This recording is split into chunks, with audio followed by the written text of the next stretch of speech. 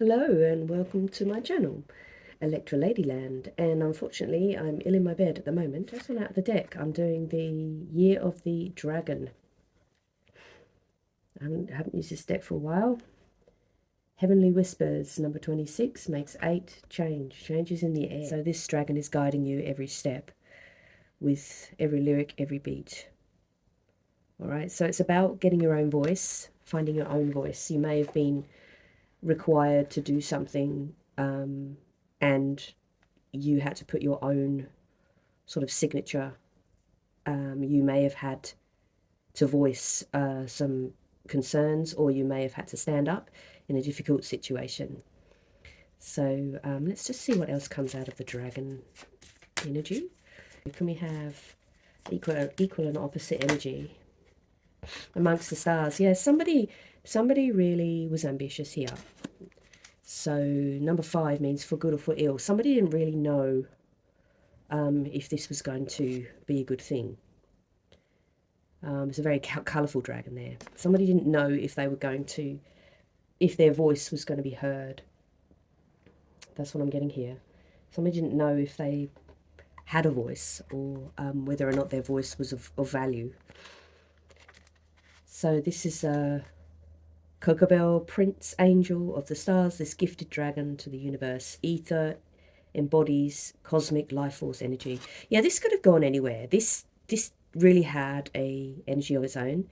This journey could have taken you anywhere, and you just had to sort of hang on for the ride, I think. Sirius, Pleiades or Arcturus, simple star constellations or galactic civilizations in the stars, ? This galactic dragon is made of the combined consciousness of these star races. So if you believe that there are other civilizations out there, this is the energy in which those kind of connections are made. So this is the kind of energy signature where people pick up on murmurs from deep space. So whatever this was, this drew you out of your comfort zone and maybe put you in contact with a different kind of civilization that you weren't used to. This may have forced you to go on some kind of journey, and you met lots of different people, or you may have met people that you thought were from a different civilization completely.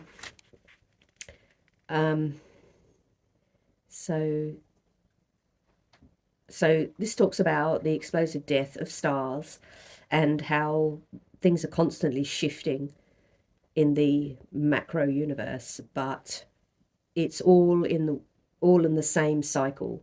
So things explode and there's a death of the star, and then it creates dust, which creates new atmospheres, and the cycle goes on. So this really draws on the energy of the number 8, where there's no beginning and there's no end. So the number 8 goes like this: no beginning and no end. So this would have been a real learning curve. A starseed is a soul who has lived many, if not most, of their incarnated lives as a galactic being among the stars. So starseeds are a civilization that has lived in a different lifetime in a different part of the galaxy, and some people believe that they can remember this. I can't, but some people do have memories of distant lifetimes. So this is delving deep into the psyche. I'm not sure where this is going. Let's pull another card. Let's pull a dark energy. So this is going out into the cosmos. This is going out into the far reaches of the universe. This is where we have long waves, long signature waves like gamma rays and pulsars, and this is out in the far reaches of the universe. I don't know why we're reaching such deep energy, deep galactic energy. I'm not sure if there's a message coming in, a signal. This is in the realms of maybe out past Neptune, Pluto, and perhaps beyond. I know that Neptune is moving into Aquarius, so the generational energy is about to shift into a more humanitarian kind of thinking, which is why I can't understand why Trump got in. If you're a Trump supporter, please leave my channel. Okay, so one of the dark energy cards come out is focus. Oh, and we've got another sort of wolf-like thing. So a wolf is a survivor, and it's also something that moves very sleuth. So you may have had to like go a bit covert or a bit sort of undercover is what I'm getting here. And it was required a lot of focus, whatever it was you're doing. I've got injustice on the bottom. Okay, something wasn't fair. So that's injustice towards women, by the way. Medusa is a concept which was invented to put women in some wicked light, and that fable is now being dispelled, thank goodness. But that actually puts feminine energy in you may have had some uncanny luck as well in the bottom. That's an uncanny kind. You may have had some luck in this situation. I'm getting an overall sense that it was successful. So let's have a look at number 38. Dangerous. This is deep, dark, and dangerous. I always like to get this deck out when I'm not really sure where the energy's going, especially if it's a deep one, deep energy signal. Safety. Everyone craves a level of safety, yet this level is different for all. Be aware of the risks in your current situation before making your decision. Okay, so this requires maybe stepping back, just being a bit sleuth, like the Kusith, which is like a fox-like energy. It might require you to stalk the situation. Listen to warnings if you are given them right now. Watch and act on red flags. All right, so the Kushi, is the red dog of the highlands, was a strange and formidable creature that concerned many people in the area. It had a shaggy green coat and a pleated tail and roamed the moors. So moors are made up from compressed, when the tectonic plates crush together, it creates a mound, which they call the moors. And so something may have got crushed to create a new peak. So two things were colliding, and as a result, the earth mounds up. Now this might be relevant. So you may have had to climb to a higher level as a result of two forces colliding. Okay, so this was a predator. This is a predator looking for prey on the moors. It was bigger than the largest living hound. In that it was the size of a cow or a bull, and in fact from a distance may have been mistaken for cattle by unfortunates who soon found out what it really was. So there's an element here of something coming across as it not really being what it really was. Somebody has sort of, I've got an element here of a wolf in sheep's clothing. You may have been dealing with someone that was coming across, or a situation that seemingly was much more straightforward, but I'm getting that you may have been dealing with a predator. You would think an animal like this would want to hunt quietly. After all, it could stand out, and sometimes it did. Yet the most famous part of the myth here is that the sound of the sushi, it would let out a piercing, blood-curdling sound halfway between a bark and a howl. If you heard this sound, it was said that you only had until it barked a third time to seek cover or safety. Otherwise, it was your end. You were literally too terrified to live, and your heart would burst in fear. So the Shisu, is that how you say it? Kushi, I got it the wrong way around. The Kushi was considered to be a fairy dog, and as such, not something you would go out and hunt, lest revenge be taken. Okay, so companion crystal at the moment is the green agate, and the plant companion is a bog myrtle. Okay, so you were possibly dealing with something that was quite predatorial, but came across as something a lot more innocent. It appears that there was some kind of confrontation which created a new mound of it could have been work. It could have been work that you had to you had to work through as a result of two forces colliding. So there's a real element here of confrontation. Let's just get a clarifier. I'll just make this a short one because I'm actually not overly well, but I will continue to. Funny, I've got the vulture right on the bottom there. So yeah, I'm just getting this feeling that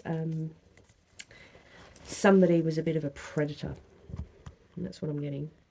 Predatorial, and you may have been caught in the middle of this, and I'm getting that you've had a lucky escape, but through deep thinking, like through deep-seated thinking, you may have had to work out an escape plan. This may have been a predator at work, or it may have been something that you were asked to do and you got in the middle of and you felt like you were getting crushed. But it looks like that you reached new heights as a result of being put in this situation. I'm going back to the heavenly whispers here. I'm getting a real fox-like energy, which is they're actually pack animals, but they do wander alone, and they are a great they go to great lengths of observation before they make a move.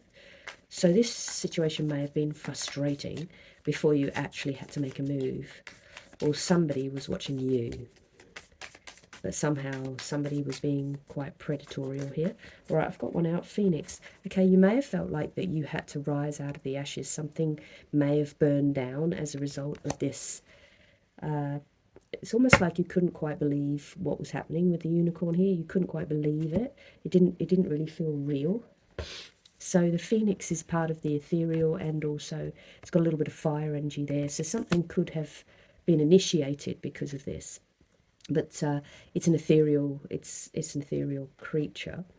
So it's a creature of mystery. And also the unicorn is also, I've got the circle there on the bottom, and I've also got it coming through here.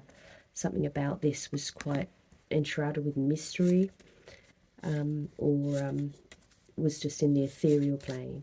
The energy here is quite mysterious. I'm just going to try and Phoenix. Freedom from suffering and past karma, reincarnation. A phoenix represents the transformation from our past. Okay, someone may have been trapped as a result of past traumas. It doesn't mean running from it, denying it, or burning bridges with rage. A phoenix employs an advanced technique described in yoga as the burning of the impurities through practice and dedication, called tapas. The essence of the phoenix is with us when we realize we have been suffering for too long and something must change. All right, so that's where I got that energy, where something was being crushed. We take a stand and decide to live consciously instead of being driven by unconscious mind and its long list of fears and aversions. At that very moment, the spark of the phoenix is lit, and the great bird helps us burn through the baggage. Okay, so you may have had the job of actually sorting through some toxic garbage or stuff that had to go. We no longer run from who we are, as has happened to us, or what we have done.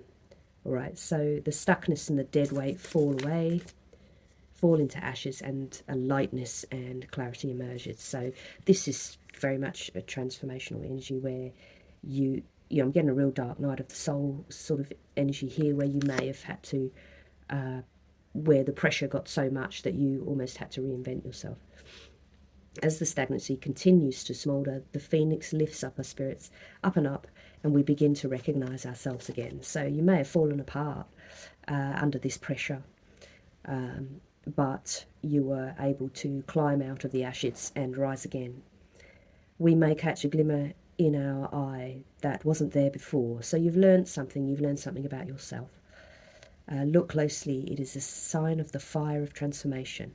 All right, so it sounds like to me that whatever energy signature was coming in from far has affected us very deeply, and may have transformed who you want to be, or how you feel about yourself.